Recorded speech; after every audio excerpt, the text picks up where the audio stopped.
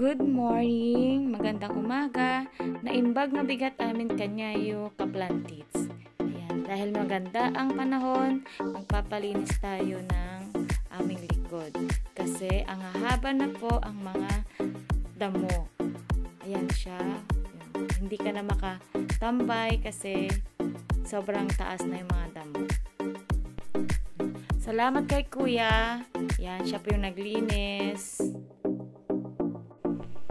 Ayan, malinis na guys, kaplantits, ang aking hardin. Ayan, thank you kay Kuya. Siya yung nagtsagang naglinis. Inabot siya ng 6 hours. Ayan, makakapunta na ako ulit dito. Ayan, pwede ko nang iayos yung mga halaman ko kasi napabayaan ko na rin po. Thank you for watching, kaplantits!